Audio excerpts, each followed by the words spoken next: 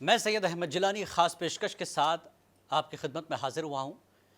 آج کی خاص پیشکش یہ ہے کہ جنات کی حقیقت قرآن و حدیث کی روشنی میں یہ بتانے کی منصف ٹی وی کی کوشش ہے، اور اس سلسلے میں حضرت مولانا مفتی محمد زبیر حسامی ایک معروف عامل ہیں، عالم دین ہیں، تلنگانہ اور آندھرا پردیش کے۔ ان سے ہم کچھ سوالات کریں گے کہ اس طرح کے معاملات، حالات، اس طرح کی چیزیں ہوتی کیوں ہیں، جنات کیا چیز ہے، شیاطین کیا چیز ہے، جادو ہوتا کیا ہے، اور جادو کن کن چیزوں پر ہوتا ہے، کس لیے ہوتا ہے، اور اس کے اسباب اور اس کے عوامل کیا ہیں۔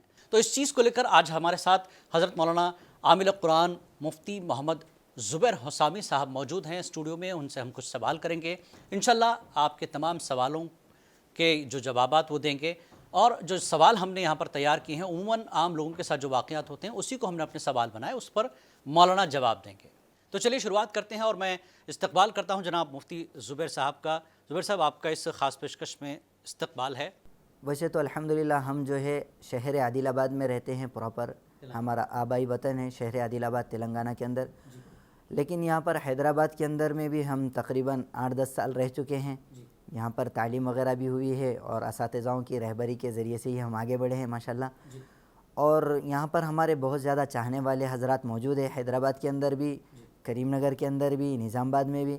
تو ہر ہفتے ویکلی 8-10 دن میں ایک مرتبہ ہمارا یہ پورا تقریباً تلنگانہ کا سفر ہوتا ہے، جیسے کہ نرمل، کروٹلا، جگتیال، کریم نگر، نظام آباد، حیدرآباد، کاماریڈی، اسی طرح پیرکٹ وغیرہ کا سفر ہمارا 8-10 دن میں ایک مرتبہ ہوتا ہے۔ ہمارا کانٹیکٹ نمبر ہے 9912224826۔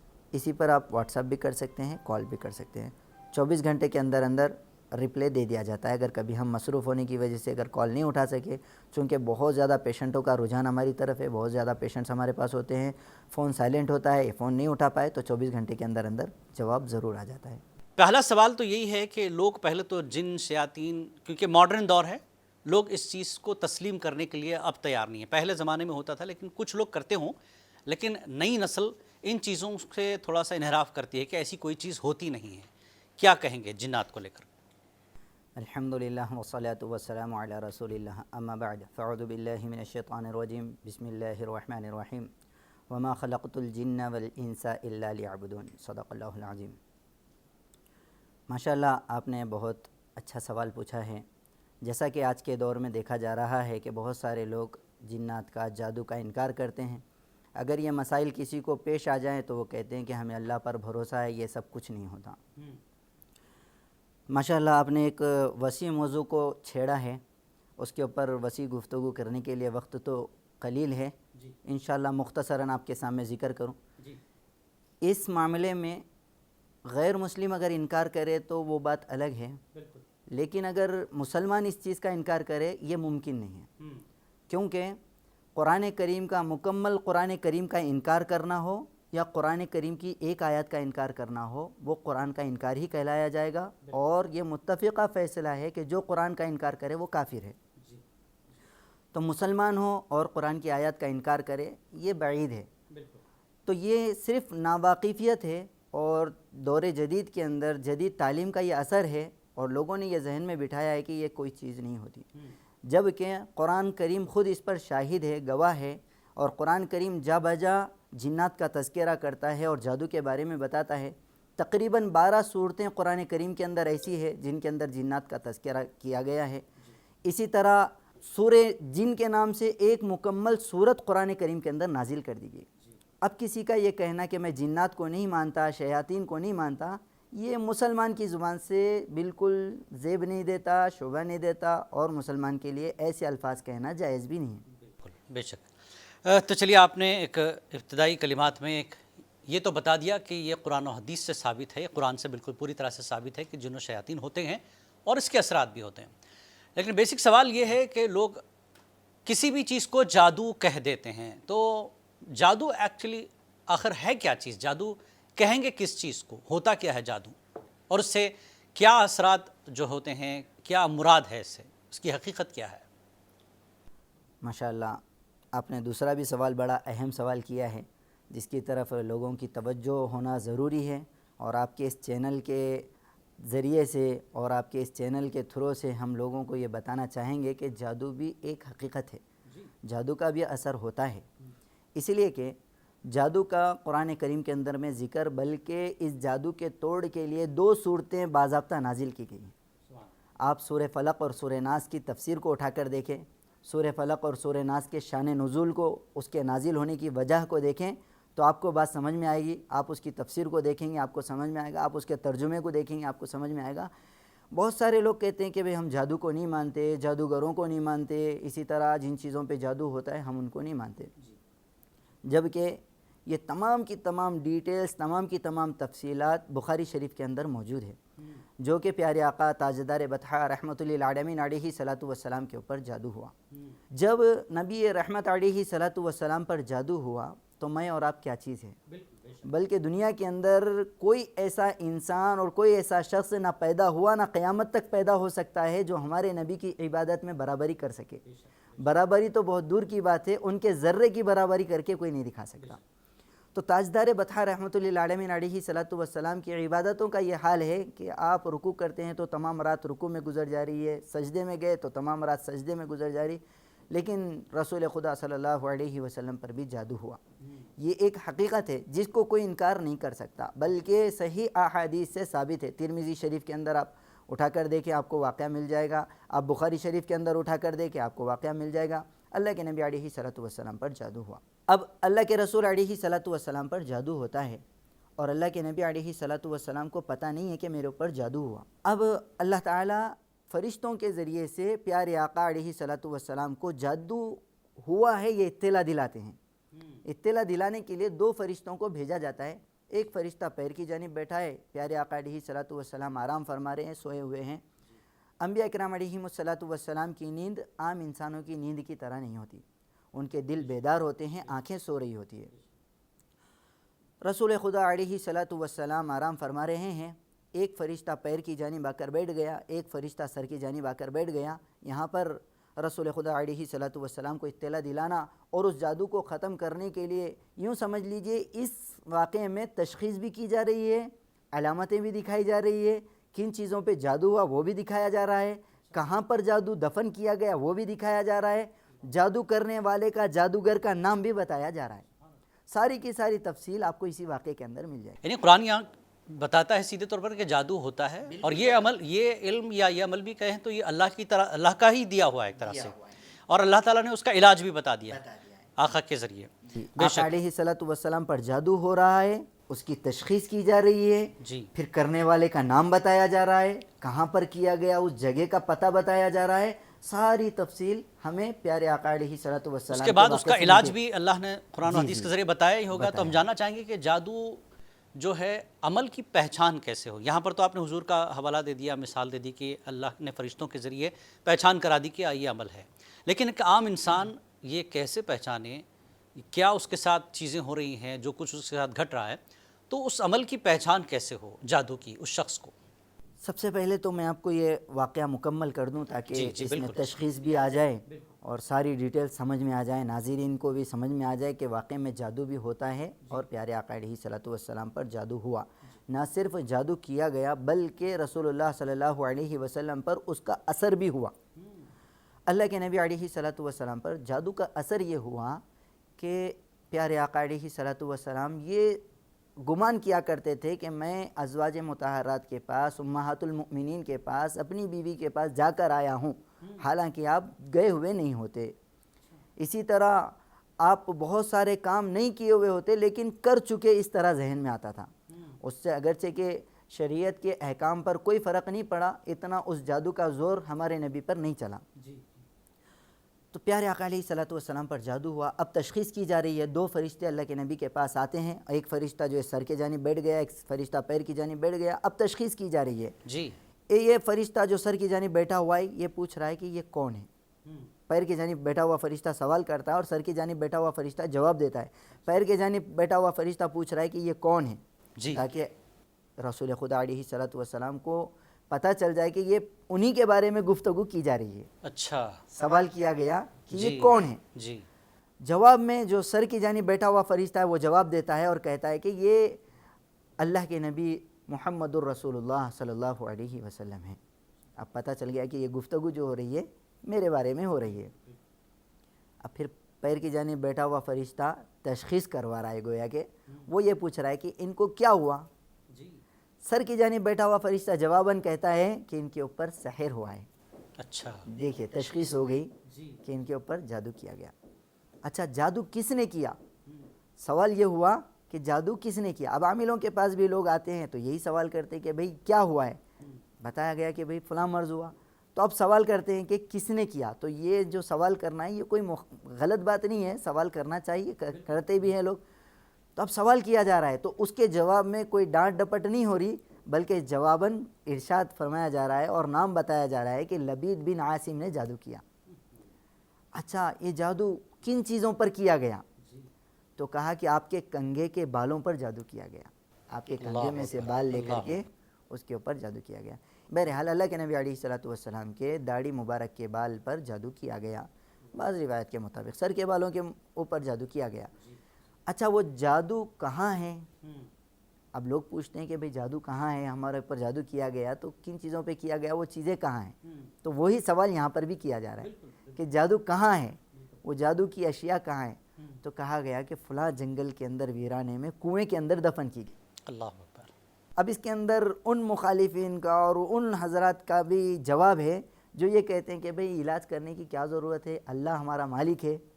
میں ان حضرات سے یہ سوال کرنا چاہوں گا جو یہ سوال کرتے ہیں کہ بھئی ہمیں علاج کی کیا ضرورت ہے، تو میں ان سے یہ سوال کرنا چاہوں گا کہ بھئی بیماری شفا اللہ دینے والے، یقیناً اللہ ہی دینے والے ہیں، تو پھر آپ دنیاوی امراض میں، جسمانی امراض میں یہ جواب کیوں نہیں دیتے، یہ سوال کیوں نہیں کرتے کہ بھئی بیماری شفا تو اللہ دینے والے، کینسر ہو گیا آپ علاج کیوں کرواتے ہیں؟ ڈاکٹر کے پاس جائیں نا، بالکل۔ ہاں ڈاکٹر کے پاس آپ کیوں جاتے ہیں؟ پیٹ میں تکلیف ہوئی فوراً آپ کہاں جا رہے؟ ڈاکٹر کے پاس بھاگ رہے ہیں، کیوں جا رہے پھر؟ بیماری شفا تو دینے والی تو ذات اللہ کی ہے۔ آپ کو اولاد نہیں ہو رہی تو آپ اولاد کے سلسلے میں آپ ڈاکٹر سے مشورہ لے رہے، ڈاکٹر سے پوچھ رہے، حالانکہ وہ جو ادویات استعمال کر رہے ہیں، دوائیاں جو دے رہے ہیں، گولیاں، ٹیبلیٹس وغیرہ جو بھی دی جا رہی ہے، وہ تو قرآن حدیث سے ثابت نہیں ہے۔ یعنی کہ وہ قرآن حدیث میں جو چیزیں بتائی گئی ان کو جمع کر کے تو نہیں بنا رہے وہ گولی دوا، بلکہ اس میں نہ جانے کن کن جانوروں کی چربی استعمال ہو رہی ہے، ان گولی دوائیوں کو ہم بڑے شوق سے کھا رہے ہیں، علاجاً کھا رہے ہیں، دوائی کے طور پر کھا رہے ہیں۔ جو قرآن و حدیث کی روشنی میں علاج کرنے والا ہے اور قرآنی آیات دے رہا ہے آپ کے علاج کے لیے، اور جو دعائیں نبی علیہ الصلوۃ والسلام سے ثابت شدہ ہے ان دعاؤں کو آپ کو دے رہا ہے، تو آپ کو اعتراض ہو رہا ہے کہ ابھی ہمیں علاج کی ضرورت نہیں ہے۔ اور پھر جبکہ علاج جو ہے قرآن و حدیث کی روشنی میں ہو رہا ہے، قرآن کی آیات کے ذریعے ہو رہا ہے، ذریعے سے ہو رہا ہے، بالکل۔ جی جی۔ چلیے کسی اور طریقے سے ہو رہا ہے، غیر اللہ کی طرح سے ہو رہا ہے، تو وہ ناجائز ہے ایک طرح سے۔ ہم اس بارے میں ہم بھی متفق ہیں کہ بہت سارے عاملین بہت سارے ایسے طریقے ایجاد کر دیے جو شریعت سے ثابت نہیں ہیں، اور آپ کے حیدرآباد کے اندر میں بھی ہم نے دیکھا ہے، ہماری آنکھوں سے بھی دیکھا ہے، اور ہمارے عادل آباد کے اندر میں بھی ہماری مسلمان خواتین، ہم ان لوگوں نے اتنا انکار کیا اس چیز کا، اتنا انکار کیا کہ اب ہمارے لین کے اور ہمارے فیلڈ کے اور صحیح عاملین حضرات کی کمی ہو گئی، شارٹیج ہو گئی۔ جاہل حضرات بیٹھ گئے، وہ اپنے آپ کو عامل کہنے لگے اور نہ جانے کیا کیا لوگوں سے کہنے لگے، بلکہ وہ علاج نے ایک طرح سے بیوقوف بنا بے وقوف بنا دیے، اور ان کو خود شریعت کا پتہ نہیں ہے اور وہ اپنے آپ کو شرعی عامل کہنے لگے۔ خود کی داڑھی نہیں ہے اور وہ کہتے کہ میں جو ہے شریعت کا پابند اور شریعت کی روشنی میں علاج کرتا ہوں، خود جو ہے شرعی لباس سے دور ہے۔ بالکل وہ چیز دکھنی بھی چاہیے جو آپ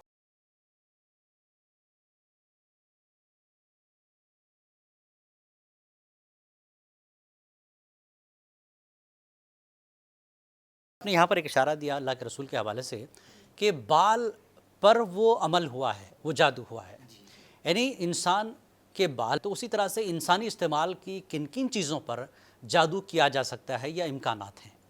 دیکھیے جادو ایک کفری عمل ہے۔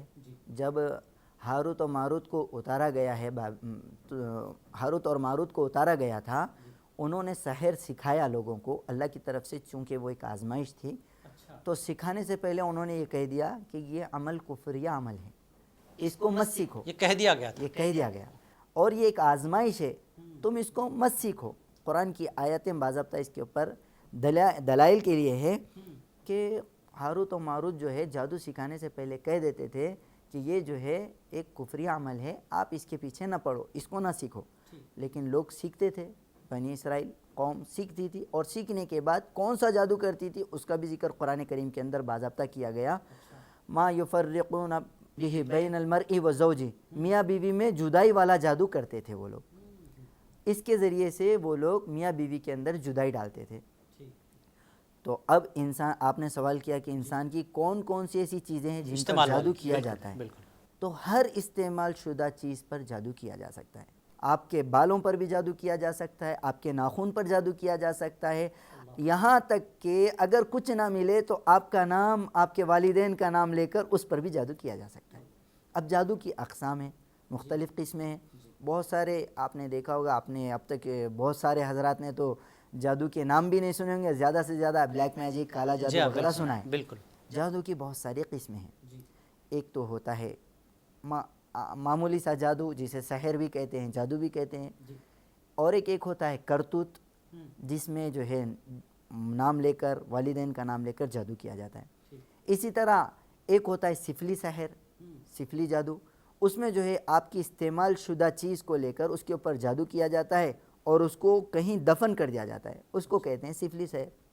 اسی طرح ہوتا ہے کالا جادو.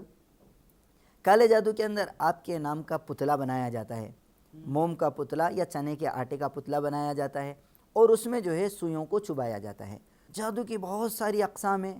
سحر حب کیا جاتا ہے، یعنی کہ محبت والا جادو، کسی کو اپنی محبت میں پاگل کر دینا، دیوانہ کر دینا، یہ بھی ایک جادو کی قسم ہے. برائے اس طرح کے جادو ہوتے ہیں. تو دوا بھی ہوتی ہے، جو دوا کے ذریعے بھی. وہی بتا رہے تھے ہم. تو اس میں پیٹ میں دوائی ڈالی جاتی ہے، اس کو حب کے لیے یعنی کہ محبت کے لیے استعمال کیا جاتا ہے، اور ایک بغض کے لیے بھی استعمال کیا جاتا ہے، یعنی کہ عداوت ڈالنے کے لیے، نفرت ڈالنے کے لیے، اور ماں باپ کا نافرمان بنانے کے لیے، اولاد کو ماں باپ کا نافرمان بنانے کے لیے، ماں باپ کو اولاد کا نافرمان بنانے کے لیے. اسی طرح میاں بیوی کے اندر جدائی ڈالنے کے لیے، ان کے اندر نفرتیں پیدا کرنے کے لیے، اور ان کے اندر دشمنی پیدا کرنے کے لیے، بھائیوں کے اندر اختلافات پیدا کرنے کے لیے، بھائیوں کے اندر دشمنی پیدا کرنے کے لیے، یہ ساری چیزیں ہوتی ہے. اسی طرح اللہ نے جادو کو ایک سبب بنایا.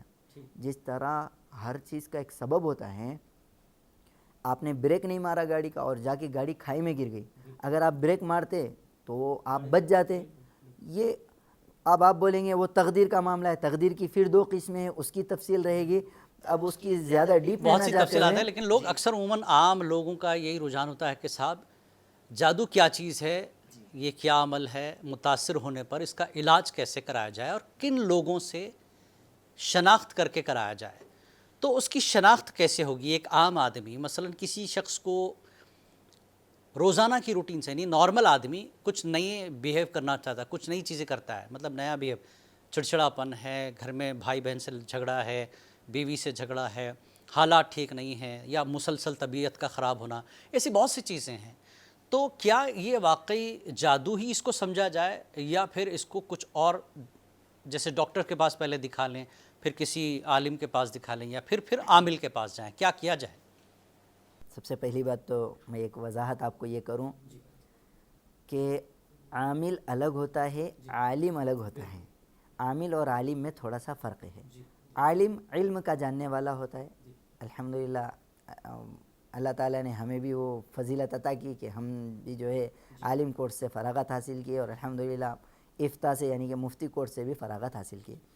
تو یہ تو عالم بن گئے.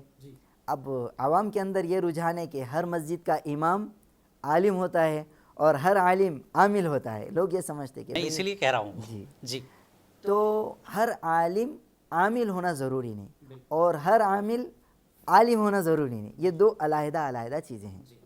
تو ہم یہ دیکھیں گے جن کے پاس بھی ہمیں علاج کروانا ہو، سب سے پہلے یہ دیکھنا چاہیے کہ وہ شریعت کا پابند ہے نہیں ہے، وہ ہمیں کن چیزوں کی طرف رہنمائی کرتا ہے. ہمیں قرآن کی تلاوت کا حکم دیتا ہے یا پھر شرکانی الفاظ کی طرف رہنمائی کرتا ہے؟ کیونکہ اللہ تعالیٰ نے قرآن کریم کو شفاء للناس کہا، تمام انسانوں کے لیے شفا ہے. اور جادو بھی برحق ہے، جنات کا بھی اثر برحق ہے. خبیث، ہم جو بیت الخلاء میں جاتے ہیں تو دعائیں پڑھتے ہیں، اللہم انی اعوذ بک من الخبث والخبائث.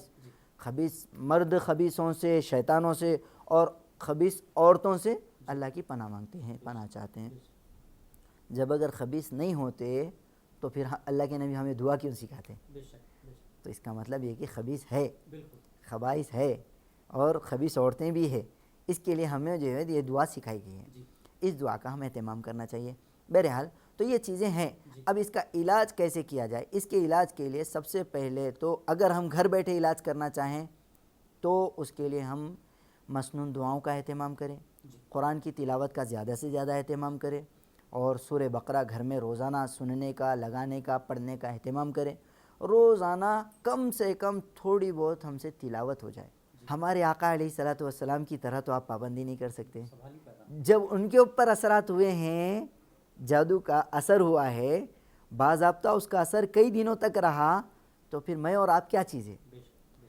پھر تیسری بات، اس کے اوپر ہم جو ہے بیٹھ جانا، بے فکر ہو کر بیٹھ جانا کہ کرنے والے اللہ ہے. تو ہمارے نبی علیہ السلام کیوں نہیں بیٹھے؟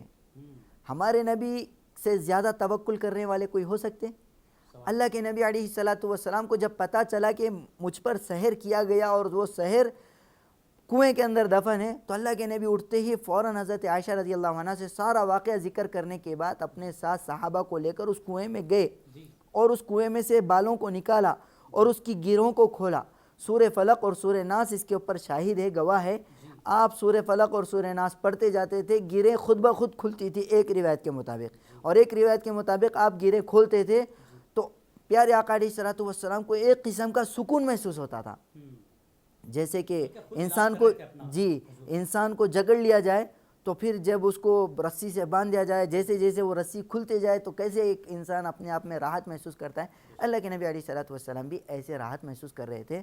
یہ ہمارے نبی کے عمل سے یہ بات ثابت ہوتی ہے کہ علاج کرانا چاہیے.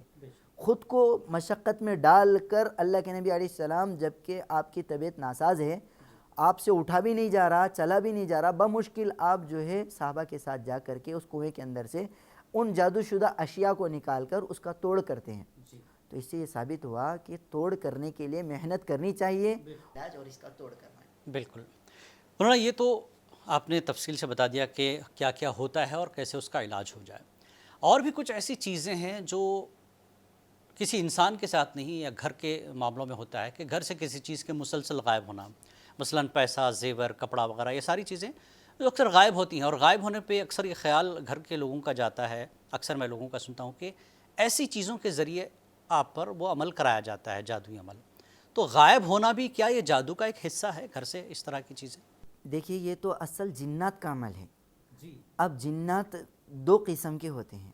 ایک تو جنات وہ ہوتے ہیں جو اپنی مرضی سے خود ہی سے آئے اور گھر کے اندر جو ہے قابض ہو گئے، گھر کے اندر بیٹھ گئے. اور ایک جنات وہ ہوتے ہیں جن کو زبردستی عمل کے زور پر ان کو بھیجا گیا. میں آپ کو یہ بات کا جواب دے رہا ہوں کہ گھر کے اندر جو چیزیں گم ہوتی ہے وہ جادو کے عمل سے ہوتا ہے یا جنات کے عمل سے ہوتا ہے. تو یہ جنات کے زور سے ہوتا ہے. جنات یہ کام کرتے ہیں کہ گھر میں آپ نے ایک 5 لاکھ روپے آپ نے رکھیں، وہ پورا اماؤنٹ غائب نہیں کرتے.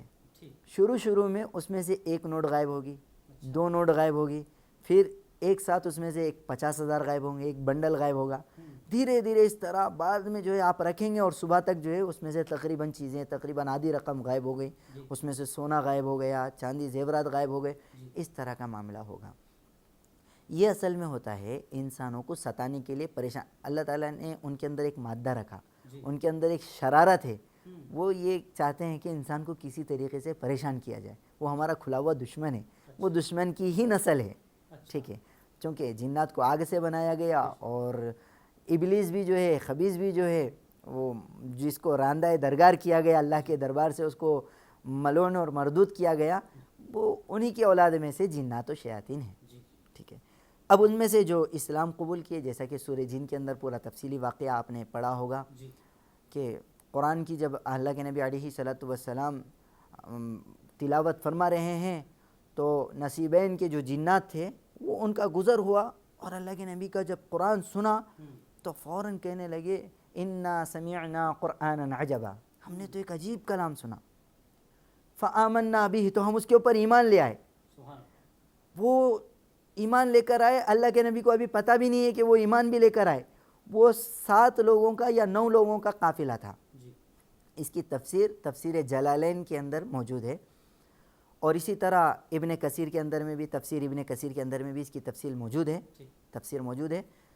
تو وہ جنات کا گروہ جو 9 افراد پر یا 7 افراد پر مشتمل تھا وہ اپنی قوم کے پاس گیا اور جا کر ان سے کہا کہ ہم نے جو ہے ایک عجیب قرآن سنا اور ہم اس قرآن کے اوپر ایمان لے آئے، لہٰذا آپ بھی اس کے اوپر ایمان لے آؤ۔ تو 300 افراد نے اسلام کو قبول کیا۔ پھر اللہ کے نبی علیہ الصلوۃ والسلام کے پاس یہ 300 کا لشکر آ کر اللہ کے نبی کے ہاتھ پر اسلام قبول کیا۔ جب اللہ کے نبی علیہ الصلوۃ والسلام کے پاس جنات آ رہے ہیں اور اسلام قبول کر رہے ہیں، اور دوسری کتابوں کے اندر ترمذی شریف کے اندر میں بھی واقعہ موجود ہے کہ اللہ کے نبی ان کو گفٹ دے رہے ہیں، تحفہ دے رہے ہیں، ان کے لیے کھانے کی اشیاء، ان کے لیے ہڈی جو ہے جس ہڈی کے اوپر اللہ کا نام لیا جائے وہ ہڈی ان کے لیے غذا، اللہ کے نبی نے یہ تحفہ دیا، گفٹ دیا۔ اسی طرح جو ہمارے جانوروں کی لید ہوتی ہے، گوبر ہوتا ہے، وہ ان کے جانوروں کی غذا اللہ کے نبی نے بتایا، یعنی کہ یہ جو لید ہے، گوبر ہے، وہ اصلی غذا کی شکل میں ان کے جانوروں کے لیے تیار ہوگا۔ ٹھیک ٹھیک۔ بہرحال وقت کی تھوڑی سی کمی بھی ہے، میں کچھ چاہتا ہوں کہ لوگ اکثر سوال ذہن میں رکھتے ہیں کہ ہم اس طرح کی چیزوں سے بچیں، اس طرح سے متاثر نہ ہوں، تو آپ ہمارے ناظرین کو ایسے کون سے عمل بتانا پسند کریں گے کہ جو ریگولر اس کو استعمال کریں یا وقت جب آپ کو ذہن میں ہو اس کو پڑھتے رہیں تاکہ آپ اس طرح کی چیزوں سے بچے رہیں، محفوظ رہیں؟ کیا کہیں گے آپ؟ اس کے لیے تو سب سے پہلی بات، ہم جو پیشنٹوں کا ہم علاج بھی کرتے ہیں ان کے لیے بھی ہم ایک مختصر سا عمل دیتے ہیں جو پڑھنے میں بھی زیادہ مشکل نہ ہو اور تمام چیزوں کا توڑ بھی ہو جائے اور تمام چیزوں سے محفوظ بھی ہو جائے۔ اس کے لیے ایک چھوٹا سا عمل یہ ہے کہ آپ جو ہے آیت الکرسی کو یاد کر لیں اور سورہ فلق، سورہ ناس، قل اعوذ برب الفلق، قل اعوذ برب الناس۔ آیت الکرسی میں جنات اور شیاطین سے حفاظت ہے، سورہ فلق اور سورہ ناس سے جادو سے، سحر سے اور حاسدین کے حسد سے، تمام چیزوں سے اس میں حفاظت ہے۔ اس کی ترتیب کیا ہو اگر پڑھنا چاہے، اگر کوئی معمول بنائے ایک وقت پر؟ ہر نماز کے بعد اس کو 3 دفعہ پڑھ کر پہلے کیا دونوں ہاتھوں پر آیت الکرسی پہلے، اس کے بعد قل اعوذ برب الفلق، قل اعوذ برب الناس، 3 دفعہ پڑھ کر دونوں ہاتھوں پر دم کر کے سارے جسم پر مل لیا جائے۔ یہ عمل آپ کنٹینیو کریں گے تو آپ کے اوپر جو اثرات ہیں وہ بھی زائل ہوں گے، اور اگر آپ نے اس کو زندگی بھر کا معمول بنا لیا تو انشاءاللہ قیامت کی صبح تک آپ کے اوپر کوئی اثر نہیں ہوگا۔ چلیے انشاءاللہ، بہت ضرور، بہت مولانا آپ نے بہت تفصیل سے اس پر بات چیت کی۔ سب سے اہم تو یہی ہے کہ جادو ہوتا ہے، یہ عمل ہے، اس کا علاج بھی ہے۔ اب نہیں ماننے والوں کے لیے مولانا نے جیسا کہا کہ آپ اس کو نہ مان کر قرآن کی ان آیات کا انکار کر رہے ہیں جو اللہ نے قرآن میں بتایا ہے، اور پھر حدیث کے ذریعے اللہ کے رسول پر جو جادو کا عمل ہوا اور جادو کا عمل بتایا گیا کیسے ہوا، اور اللہ کے رسول نے اس عمل پر عمل بھی کیا جس طریقے سے بتایا مولانا نے۔ تو بہرحال یہ حقیقت ہے، لیکن سوال یہی ہے کہ صحیح عامل حضرات کے پاس پہنچیں، اس کے بارے میں صحیح جانکاری لیں اور اپنا علاج، روحانی جو علاج ہے وہ صحیح عامل ہی آپ کے پاس کر سکتے ہیں۔ غیر اللہ کے ناموں اور غیر اللہ طریقے سے جو عمل ہوگا وہ ناجائز اور کفر ہے، اور یہ جائز نہیں ہے مسلمانوں کے لیے خاص کر۔ تو شناخت کریں، پہچان کریں صحیح عامل کی اور اپنے علاج کو صحیح ڈھنگ سے کرائیں۔ تو ناظرین، روحانی علاج میں آج فی الحال اتنا ہی۔ زبیر صاحب، آپ کا بہت بہت شکریہ، آپ نے ہمیں وقت دیا اور اتنی جو ہے معلومات ہمارے ناظرین تک پہنچائی اس عمل کو لے کر، کیونکہ یہ چیزیں آج کل معاشرے میں بہت حد تک پھیل چکی ہیں اور اس کی رہنمائی کرنے والا کوئی نہیں ہے۔ امید کرتے ہیں ہمارے اس پروگرام کے بعد آپ کی کچھ تو رہنمائی ہوئی ہوگی اور اس پر ضرور عمل کریں اور اپنے علاج کی طرف رواں ہو۔ تو ناظرین، آج کی اس خاص پیشکش روحانی علاج میں فی الحال اتنا ہی۔